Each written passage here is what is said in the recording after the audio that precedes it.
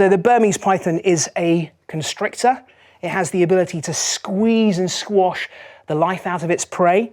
And certainly if this was a wild snake, I wouldn't be able to hold one this size on my own. I wouldn't be able to restrain it on my own. I'd need help. A snake of this size could eat and swallow in one go without taking bites out of it a small deer.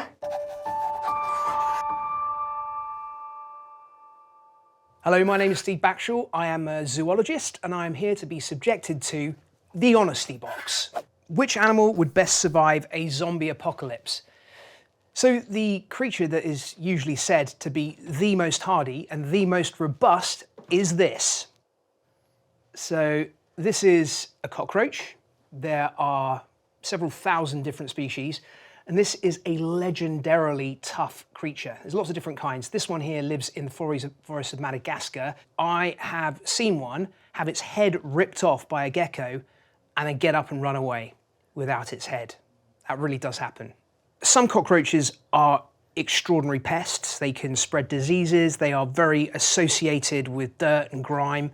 Not this one. This is an incredibly valuable animal. So these will chew up things like old rotting fruit and logs and turn them into nutrient-rich soil. Some people get the creeps when they look at cockroaches because, you know, some of them are pretty grotty.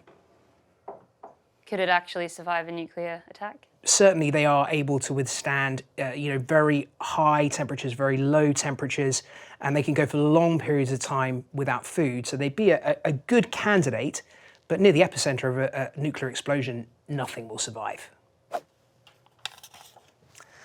What is the closest to death you've been? With an animal, I think the closest I've come was diving with crocodiles in the Okavango Delta in Botswana, swimming into a pool and seeing big craters running down the bottom of the pool and turning around to my cameraman and going, "These look like the footprints of a hippo, and to encounter one here would be catastrophic," and seeing his eyes just go like this, like saucers, and I turned around and right there next to me was a hippo on the bottom. And retrospectively, looking back at it, you could have tossed a coin as to whether we lived or died in that moment. And I think the only reason that we didn't get attacked is because that hippo had never seen a human diver before and was probably just as confused as we were. But yeah, hippos are a nightmare animal and the one that you least like to be up close to. Which came first, snakes or lizards? Well, that's a great question, and one that modern science can address when you look at certain kinds of snakes. So the lizards were first, and the way that we know that is that when you look at some kinds of snakes, you'll see that they have these back limbs still attached to the rear part of their skeleton, even though now they are legless. So it's kind of a throwback to times when they would have moved using legs. But with a largely terrestrial or climbing lifestyle, they worked out that they could move by slithering, and actually the legs were just an encumbrance, so they got rid of them. So yeah, the lizards would have been around before the snakes were. This is a blue-tongued skink, and he got that name because he's got a blue tongue and he's a skink. Do they use their tongues for anything? The tongue is probably a signal, so it's almost certainly as a display to other animals that could be predators, because it's surprising, it's not what you expect to see, and or a signal to other members of the same species as a display, as a sort of come hither kind of thing that, you know, brings out the randy side in other blue-tongued skinks. Which animal would you lock in a room with your worst enemy? I don't have any enemies. I'm a really nice guy. But what animal would I lock in a room with them? A honey badger. I'd do a honey badger and I'd smear them in honey beforehand. How about that? Honey badgers are amazing. They're in the Guinness Book of Animal Records as being the most aggressive animal on the planet. And they're only about that sort of size, and yet they have been seen driving lions off their kill. Not a lion, lions, plural. They have so much attitude, and yeah, they're absolutely terrifying. So yeah, I would subject my worst enemy to death by honey badger. Are all spiders venomous? That's a complicated question because there are at least 50,000 different kinds of spiders. They're one of the most diverse of all animal groups. Probably the best known would be something like this. So this is a Chilean rose tarantula, and its big, scary looking and hairy, and it does absolutely have venom. Although it's not particularly toxic. It's certainly not as toxic as you get from the funnel webs, the redbacks, the Brazilian wandering spiders, you know, the ones that have really pokey, toxic venom. Of the 50,000 odd different species of spiders, only a handful are not venomous, and only a handful can harm us as human beings. Generally speaking, spiders are one of the most important of all animals, and certainly the majority of flies, midges, mosquitoes are killed by spiders. If we didn't have spiders, then those things would go absolutely rampant and completely destroy our world. So we completely rely on creatures like this, but at the same time, we're really frightened of them, which kind of doesn't make any sense. Oh, that's cool, look at that. So as this spider is moving across my hands, it's leaving behind it a trail of silk, but it can use that to follow its way back to, in the wild, its burrow, which is where it has sanctuary. What's the worst bite or sting you've received? That is quite a tough call to make. I can say the most painful by far is from the bullet ant. So I did a ritual with the Soteria Maui tribe in Brazil about 15 years ago now, where the young boys, to transition to adulthood, put their hands into a pair of gloves that are interlaced with bullet ants, the world's most painful stinging insect. They're called bullet ants because one single sting feels like being shot. So you put the gloves on and you dance for about 15 minutes or so, being stung over and over and over to the hands until you're overcome with overwhelming pain. And if you can withstand it, then you've gained the ability to become an adult. I say an adult, not a man. They explained to me that this was absolutely open to the young girls to do if they wanted to, but they never do because they think it's stupid. Take from that what you will. What's the longest snake? Sensational question, and oh yes, bring it on. So this is a Burmese python, and it's one of the true giant snakes. Amongst those you've got the reticulated python, which is probably the longest, and the green anaconda, which is the heaviest bodied. But the Burmese is an absolute giant. It's also one of the most overwhelming of all snakes. So this snake has escaped or been released in the Florida Everglades and is completely taking over. It's just eating everything. And now all of a sudden, the very biggest Burmese pythons found in the world are being found in Florida, just outside Disney World. So the Burmese python is a constrictor. It has the ability to squeeze and squash the life out of its prey. And certainly if this was a wild snake, I wouldn't be able to hold one this size on my own. I wouldn't be able to restrain it on my own. I'd need help. And once it starts getting much bigger than this, it would be capable of incapacitating a human being, although that very, very rarely happens. So the biggest snakes now, the reticulated python and the anaconda, can get on for 8 meters in length. There's been for a very, very long time a goal, a target of finding the first ever wild 30-foot long snake.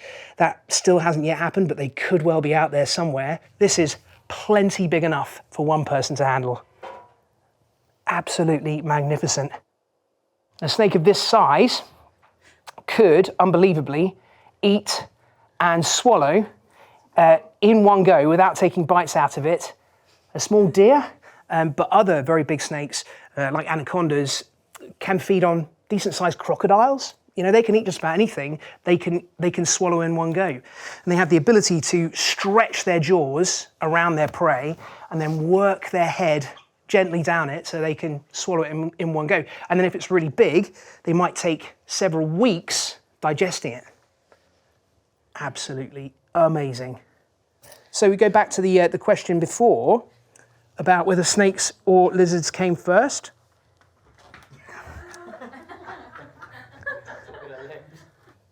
So there, alongside the cloaca, you see those two spikes there? Those claws? So those are the remnants of the pelvic girdle.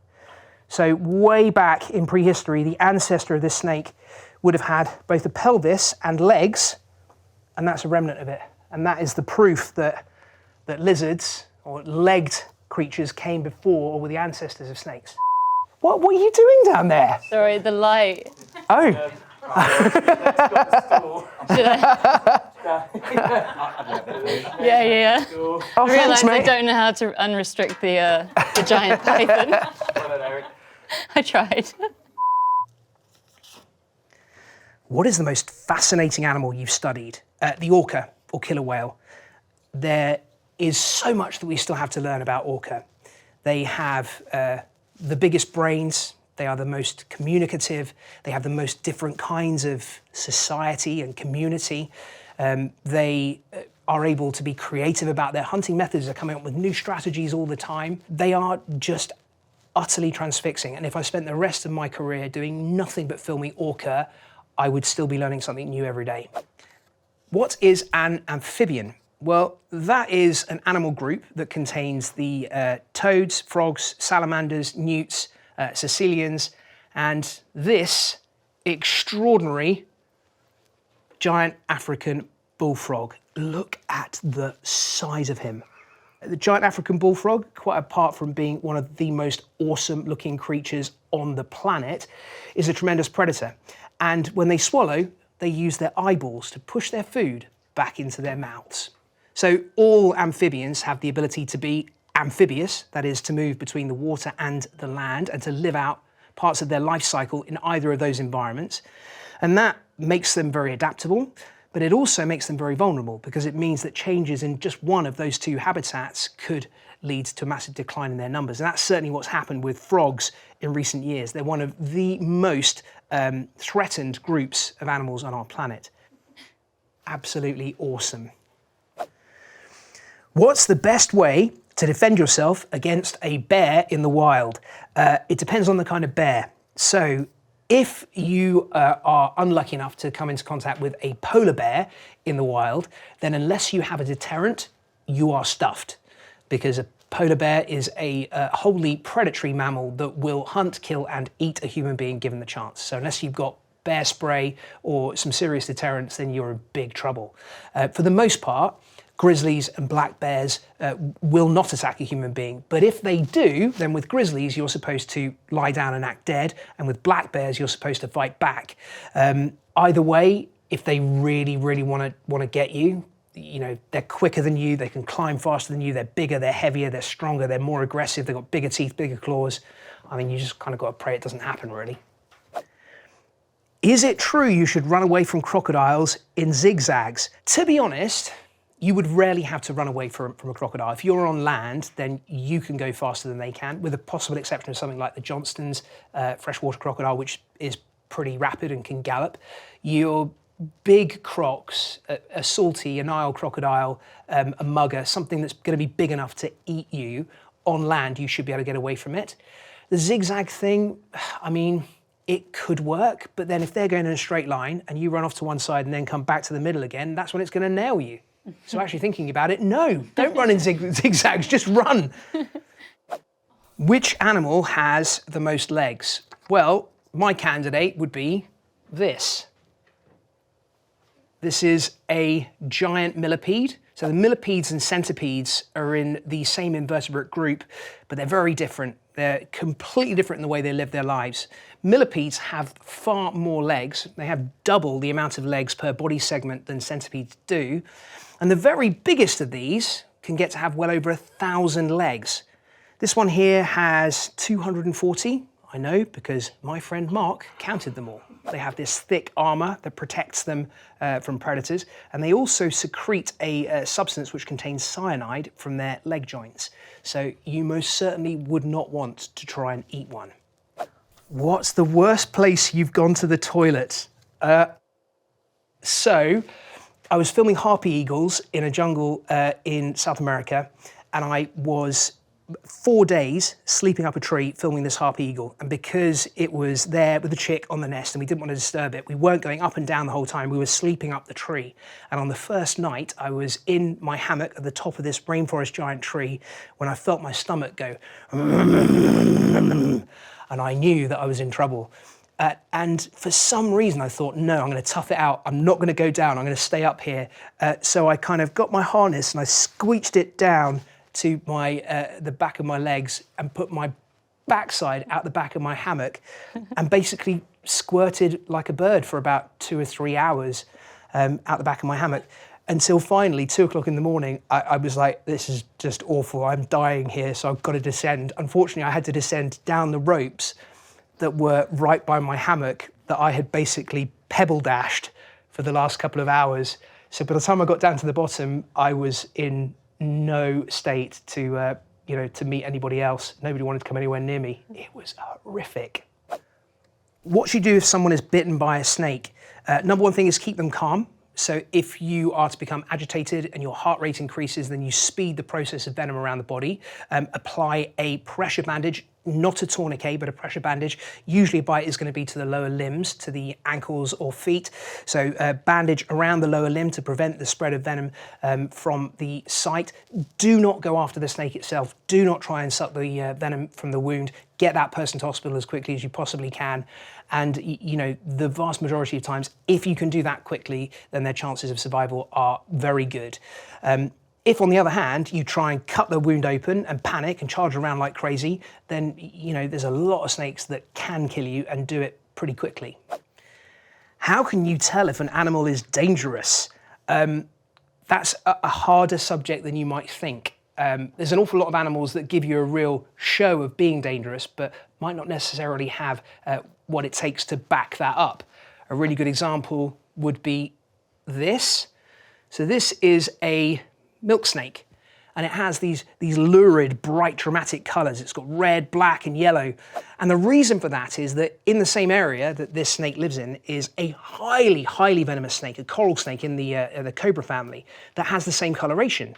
So effectively, all other animals will see this and go, ah, coral snake, do a runner, and they'll leave it alone. So it's managed to be safe from predators while not having to go through the whole energy expenditure thing of generating venom for itself. And so mimicry like this is remarkably common in nature. You have so many different animals that are totally harmless, but are just doing a really good job of faking it. And this milk snake is one of those. Ironically, some of the snakes in this group are the most dangerous to other snakes and only feed on snakes, but to everything else, they are completely harmless. Mimicry is one of the most intriguing, elegant solutions in nature. In which interaction with an animal were you most scared? Despite the fact that I've been doing this for more than 25 years, the amount of scary interactions I've had have been few, and they're most often with big animals. So they're things like hippos and rhinos. And I had one particular one with an elephant on the border with Zimbabwe and Mozambique. And that was in about 1998. We were on foot. There weren't any big trees around, and we got charged by a single bull elephant. And he came from a good couple of hundred meters away, came at us, making all the noise in the world, flapping his ears, trunk all over the place. And he got to within about 5 meters of us, of myself and the camera crew, and then stopped. And it was a mock charge, but it didn't feel like one.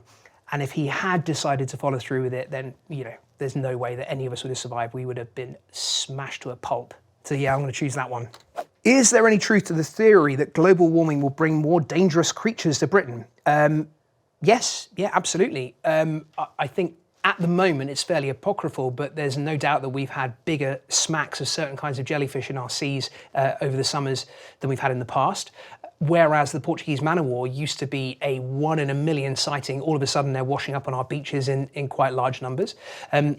The spread of the false widow spider, which admittedly has been here for a very long time, but is heading further and further north and becoming more and more common, and is now one of our most regularly seen spiders around the house, is only going to be exacerbated as our temperatures rise. And then, of course, the biggie is going to be whether the malarial mosquito reaches here or whether malaria with mosquitoes reaches here. And that could happen very soon. So yeah, I mean, it's not the biggest conundrum of climate change around the world, but it's definitely a possibility. Have you ever swam naked with sharks? Do you know what I have? Weird as it may seem, I did a program for kids a long time ago now, and we were in great white shark infested waters in South Australia, and I was being dragged behind the boat to demonstrate the streamlining of sharks, or tuna I think it was. And as I was being dragged along on this rope alongside the boat, it ripped my shorts off. So I was being dragged along behind the boat on camera, absolutely starkers, in highly shark-infested seas. Yeah, not the smartest move in my career. Who would win in a fight, you, Ross Kemp, or Bear Grylls? Oh no. Ross Kemp is practically my neighbour and a good friend. Bear is another very good friend. So I don't know. I mean, Ross does a lot of Brazilian Jiu-Jitsu, and he's a big guy. Bear, has a military background, super highly trained. I cannot believe I'm answering this question seriously. It's me, it's obviously me. What's scarier, a great white shark or a saltwater crocodile, and why? So I have dived with both great whites and big crocs outside the cage, and there is no comparison. The great white shark is a relatively predictable animal, and if you can keep your eyes on it and you know where it's going, they'll generally avoid you to get to food that's behind you. They'll swim around you to get a food item that's over your shoulder. And one of the critical things is, if you can keep your eyes on them, even if they do start coming towards you, a hefty bump on the snout with your camera, their snouts are so sensitive that they will just take it and swim away. Whereas a big crocodile, were you to bump that with your camera, it would snap and savage you. So I don't think there's any comparison. I think big sharks are far less scary than big crocodiles underwater in their environment. How do animals camouflage themselves? So many different ways. I mean, this is an area that we call crypsis in science, and you can have everything from just the color. So this rat snake has a kind of green coloration that would blend into the trees and the bushes that it lives in. But it goes one further, because if you look at the end of the snout, there's a protuberance which kind of looks a little bit like the end of a leaf. And certainly if you add the shape of the head to that as well, it could easily blend in with leaves. And that's obviously perfect for becoming one with your surroundings, therefore being much less visible to prey. And also for an animal like this, when it's small at least, to predators too. So it's a double-edged sword. It protects you from being eaten while giving you the chance to get yourself a good lunch. This is known as the rhino rat snake for obvious reasons, because it's got that protuberance on its snout. And that's just one of a million different ways that animals have of blending into their background. Have you witnessed the effects of climate change in your career? Like so much. It drives me bananas that in this country we still have a lot of people who are climate change deniers. Whereas if you were to go up into the Arctic, it is a visible, actual part of everyday life. It is something that you see all around you all the time. Likewise, I've spent quite a lot of time on the low-lying Indian Ocean, Pacific Ocean islands in recent years, and they're counting the years until they are underwater. This is not something that only occurs on the pages of a newspaper or in some statistical report that people never read. It is reality. And particularly in the Arctic, local people will say, in the last couple of years, we've had insects turning up that no one even has a name for, fish in our sea that we've never seen before, and ones that we've had for the last 3,000-4,000 years that we don't see anymore. Our ice is forming later, it's breaking up earlier. Up there was a glacier in 2005, it's not there anymore. Up there was a glacier all the way back to, through thousands of years, and it's not there anymore. Climate change is a reality. Here is one of the few places where it's still something that we struggle to get a handle on. And that's one of the reasons why we still have climate science deniers. Why do female insects eat the males after sex? It's actually kind of rare. It's not just insects. So, the ones that are best known are the praying mantises and then certain kinds of spider, like the redbacks and the widow spiders. Pure and simple, it is protein. There are some other kinds of spiders that will present gifts to their mate as they're approaching copulation. Others that will literally offer themselves to be eaten as a gift to the female. So she's getting a protein meal, so she has more chance of being able to raise viable youngsters. It doesn't happen all the time. You know, I used to breed praying mantises, and I would say, 90 times out of 100, the mating would either happen or not happen, and there'd be none of the nasty, grim, grotesque consumption post-coitus. But when it does happen, it is the most grisly, macabre, stomach-churning, and yet absolutely riveting thing you'll ever see. You absolutely cannot take your eyes off it. And I'm aware that as I'm saying this, I am sounding like a total psychopath. Who is your greatest hero? I'm going to be obvious and say Sir David. I think that he is the most powerful voice of potentially all time, and it's not just in the way he tells stories about nature. He could have chosen to tell tales about anything, and his tone of voice, his sense of how a story works, of where to put the hooks and where to, draw you in, is unparalleled. He is an extraordinary human being, one that I'm very, very lucky to have worked with in the past, and yes, he is absolutely my inspiration. Most dangerous British animal is almost certainly the cow. At particularly times of year when you've got female cows that have calves, they can be very protective, and they will quite often charge if they feel that they're threatened. And then obviously a big bull is an animal that is not to be trifled with. There's a handful of people killed by cows here in the UK every single year.